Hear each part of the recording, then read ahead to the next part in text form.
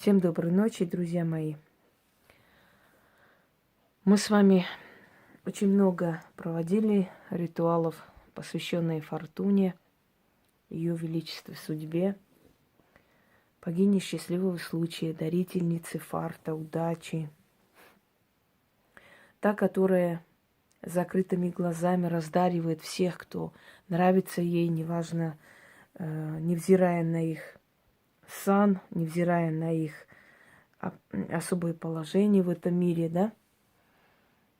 Но мы мало говорили о ее биографии, если можно так сказать. О том, откуда эта богиня родом,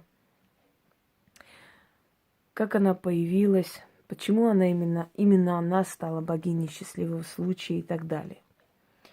В истории она известна под именем Фортуна, но у нее есть еще имена. Греки ее называли Тихе. Тиха, Тихея, Тюхе. Но более распространенное имя Тихе. Третье ее имя Фелиция, что означает счастье. Однако более известна она под именем Фортуна, судьба. Фортуна родилась от Океана и богини Тефиды, дочь Океана, которая была полна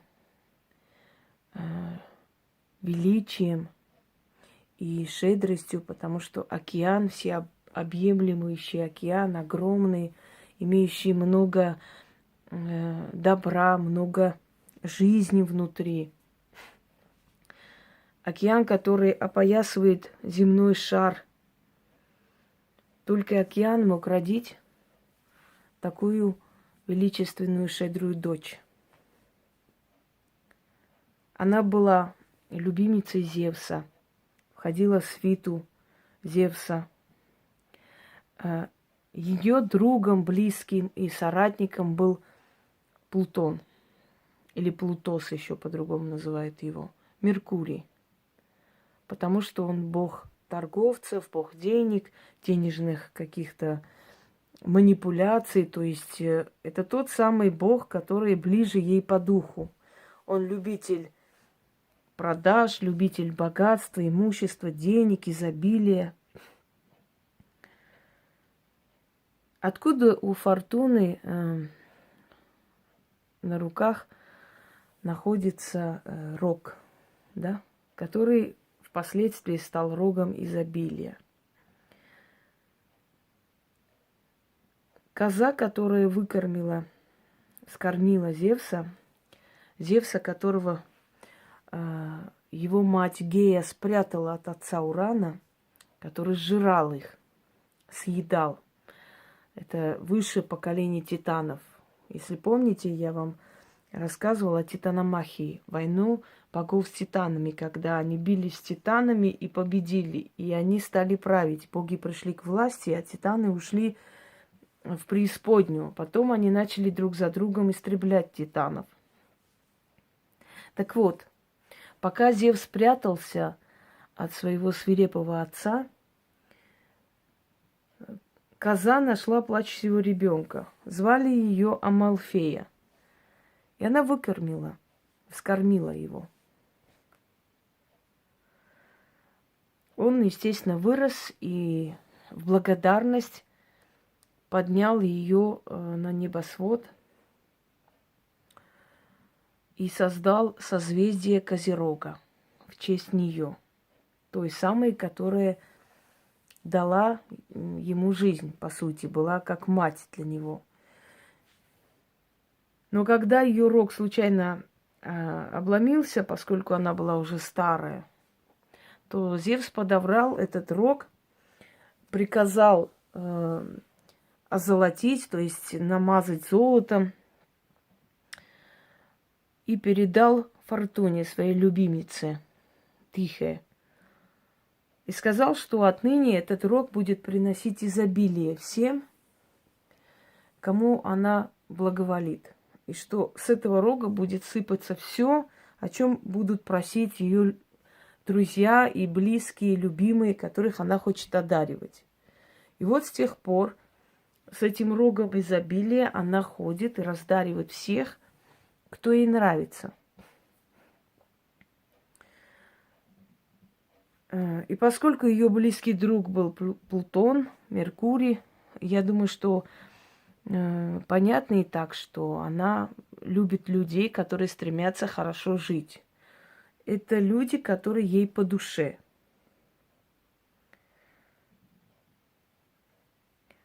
Тихе стала богиней судьбы, не только счастливой судьбы. Ее культ стал более распространенным где-то, наверное, в VI веке до нашей эры. По описанию многих римских историков, ее жертвенники стояли везде. Ей поклонялись земледельцы, ей поклонялись купцы, ей поклонялись люди искусства. То есть это в нашем понятии она изображается такой легкомысленной женщиной, которая как бы, мы говорим, да, фортуна может отвернуться, фортуна любит или фортуна ненавидит. Это все правильно, но она совершенно не легкомысленное божество. Она сама судьба. Она как может одарить, так может и наказать. Поэтому к ней нужно относиться с должным уважением. Античные художники вообще изображали ее на шаре с крыльями, которые вообще показывают ее непостоянство. То есть она катится то к одному человеку, то к другому человеку. Но были и художники, и скульпторы, которые изображали ее как покровительница городов. То есть она была покровительницей городов, приносящей удачу городам. И вот те художники, которые ее изображали таким образом, и те скульпторы, которые изображали ее таким образом, да, как богиню, покровительницу города, они ей рисовали и изображали над ее головой корону в виде башни города. Видите? Я вам сейчас приближу. Сейчас, секунду. Вот. И покажу вам. Вот. Похожая на башню, на городскую стену. Вот такое начали изображать греческие художники и скульпторы уже как бы ближе к нашей эре. Именно вот в таком порядке, в таком виде. Солнце означает равновесие, солнце означает постоянство. То есть, если она полюбила человека, то считай, что она уже постоянно будет одаривать. Хотя многие говорят, что наоборот, с ней нужно поддерживать связь, иначе она может отвернуться. Такое тоже есть, допускаю. Но в большинстве своем, если вы соответствуете ее требованиям, если вы стремитесь к чему-то, если вы доверяете ей и просите у нее, она обязательно дает. Такое выражение, да, фартовый человек. Или вот смотрите, есть люди, которые рискуют по-крупному. Они настолько уверены, что им повезет, что человек, который, в принципе, разумен, может покрутить у виска и подумать, что это люди, не очень понимающие, что творят, что делают. Но тот человек, который рискует, он настолько уверен в своей победе, что он идет на риск. То есть он верит фортуне, он верит в судьбу, он верит, что судьба слышит и поможет обязательно. Такой человек чаще всего оказывается в выигрышном положении. Фортуна любит смелых людей. Фортуна не любит людей, которые ноют, которые часто подвержены депрессиям, которые закрываются от всего мира и не желают как бы выйти из этого всего состояния, боятся что-либо начинать, боятся рисковать в этой жизни, боятся менять резко свою жизнь. Доверьтесь этой богине. Если вы наладите с ней связь и контакт, то поверьте мне, что богиня Фортуна, Тихе и Фелиция, она пойдет вам навстречу. И люди, которые вначале с опаской начали делать эти ритуалы, со временем стали больше делать, ведь эти ритуалы, понимаете, все ценное, все настоящее в этом мире дается даром. И оно вам дается даром на самом деле. И вот все эти работы, которые вам были предоставлены, они способны менять вашу жизнь. Тут даже дело не в том, чтобы вы верили в это или не верили, настраивались. Просто делайте, просто уважайте это божество. И чем больше вы будете к ней обращаться, чем чаще вы будете просить ее покровительства, тем сильнее у вас будет с ней связь. Со временем вы заметите, что ваших денег на все хватает. Со временем вы заметите, что судьба будет поворачиваться к вам лицом и открывать вам дороги. Открывать вам дороги для достижения своих целей. Давать вам определенные моменты, то есть такие выгодные моменты, которые вам будут помогать получать то или иное от судьбы, то, что вы до этого не могли получить. Просто относитесь к богине Фортуне как к своей покровительнице матери. Наверное, говорить не нужно еще раз, да, лишний раз, что если вас судьба полюбит, если судьба за вас, то кто бы ни был против вас, у этого человека ничего не получится с вами сделать. Дорогие друзья, она не просто покровительница и дарительница денег, богатства, имущества. Это то божество, чья энергия дает вам, как бы сказать, шанс за шансом в этой жизни, открывает ваши дороги, понимаете?